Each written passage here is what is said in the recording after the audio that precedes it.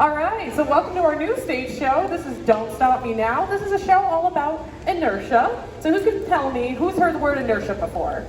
A couple of you? Okay. So inertia, you can say it with me too. Inertia.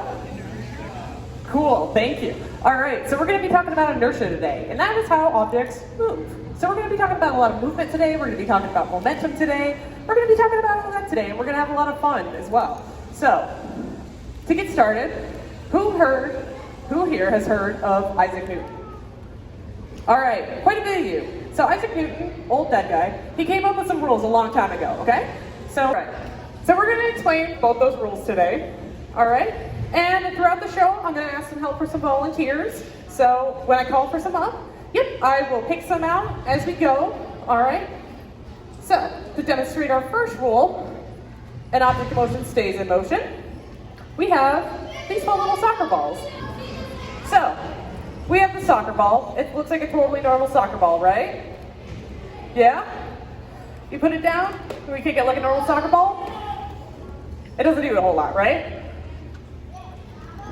That's because this is a special soccer ball. So what we're going to do is we're going to minimize the amount of friction that we put from the bottom of this soccer ball. We're going to make it a hover soccer ball. We're going to make it float on the ground. So now we put it down, because its friction is reduced, it's going to move a lot easier. So we can give it a little kick. It's just going to float across the floor here. Pretty cool. We kick it back, goes against the ball, and now we have an equal and opposite reaction, which is hitting a wall. So it's going to stop its movement when it does. So I need a couple volunteers, just two. How about you? And you in the dinosaur shirt up here. All right, so we're gonna have you guys be goalies, okay? All right, so the rules are simple. We're gonna have two of them, all right? And we're gonna kick them back and forth to each other. And we're gonna see who gets it past the first one first. Sound good? All right, so I'm gonna have you stand about right here. And I'm gonna have you stand about right here. All right, so I'm gonna give you this one. And I'm gonna give you this one. All right, so give it a light kick, kind of give it a try. There you go, yeah. Oh, there we go. So you can see they move about the same speed, they hit each other, they're gonna have an equal and opposite reaction, which is bouncing off each other. There you go, yeah, you got it. It's kind of like a giant air hockey almost. Nice, good job. I think that's a good stopping point there. Thank you guys so much. Surface area. So the smaller something is, the less friction it's going to create. So here, I have these fun little hats. We call them inertia hats. Kind of make you look like a little space alien, right? But the surface area is really small on my head, so it's not taking up a whole lot of room. So if I turn like this, yeah, it doesn't carry a lot of momentum with me. So I can give it a twist, and it's going to move independently of me. Pretty cool. Soccer. How about we try some basketball now, huh? All right. So we have more tennis balls, but now we have a tennis ball and a basketball. So I actually need two volunteers for this one as well. All right. Who hasn't gone yet? How about you two right here? All right. So I need you to hold this one, and I need you to hold this one, and you're gonna hold them straight out like this. All right, and 3, 2, 1, we're gonna drop them, okay? 3, 2, 1.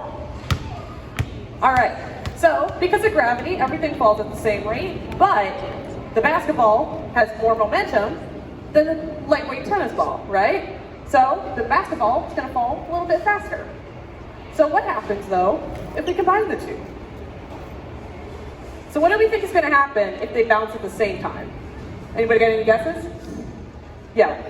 Just shout it out. Pretty good guess. All right.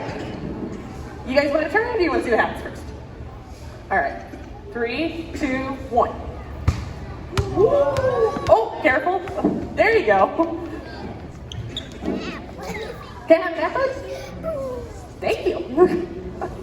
Oh, I'm sorry. Thank you. Hi, come on in. All right. So we can see a ball bouncing, the massive object, this is going to be your basketball, is hitting the earth, which is also pretty massive, so it's creating that equal and opposite reaction. That's Newton's third law. So it's going to hit it, like that. It's going to hit the ground, and it's going to bounce back up. And basically, the basketball is going to do the exact same thing to the tennis ball, and it's going to shoot it straight up with all the momentum of the basketball. Let's try it one more time. I think we're going to get pretty high. You guys ever watch tennis, and you see those kids on the side, and they run after the tennis ball for the players? You guys are going to do that for me. All right, we're going to send this to the moon, all right? You ready? All right, 3, 2, 1. Whoop. Went to the side a little bit. Want to try it one more time?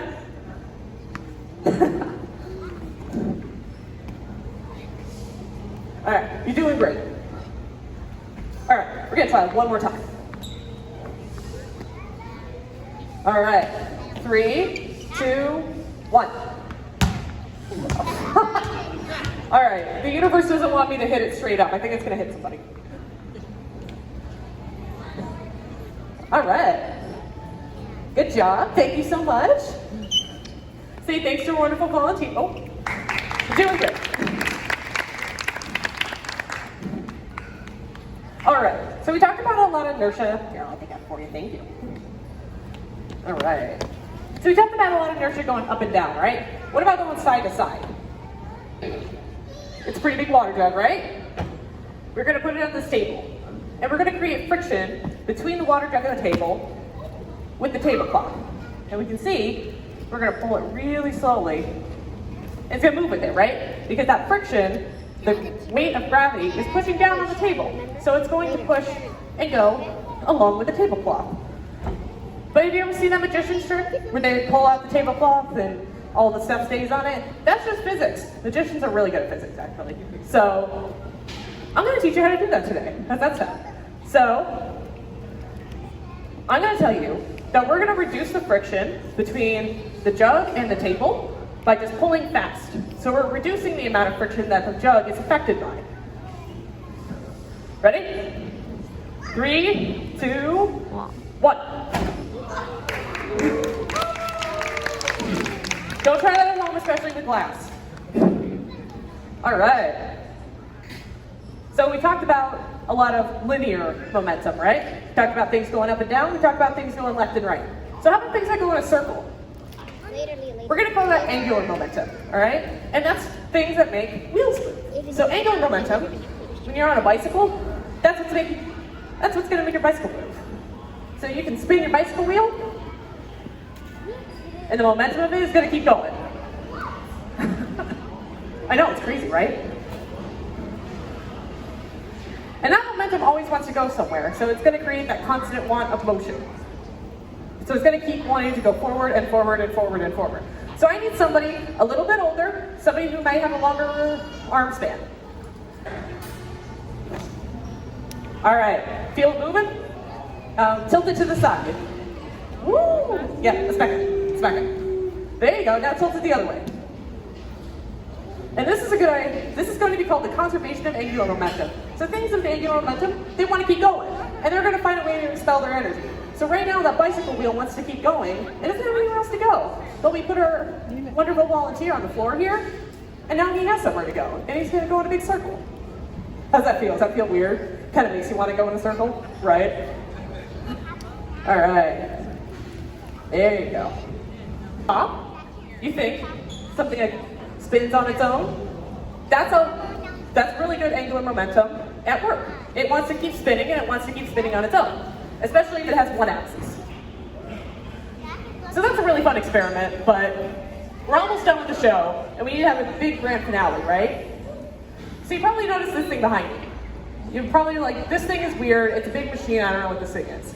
So this is our wonderful Tilt-A-Rama. So our Tilt-A-Rama, kind of like feeling like it's on a roller coaster a little bit. It tilts you forward, tilts you back, but you're the one who controls it. So we have 300 pounds at the bottom here, and they are basically all giant counterweights. So what you're going to do is you're going to counteract the movement, and it'll make you spin in a big circle. So, oh, here.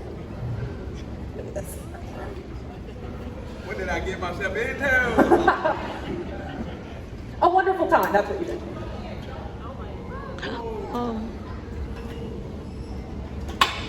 All right, I'm holding you right now. I'm gonna let go, okay? It's kind of like hula hooping. You want to move your hips and you want to move your body, and it's gonna make you go in a circle, okay?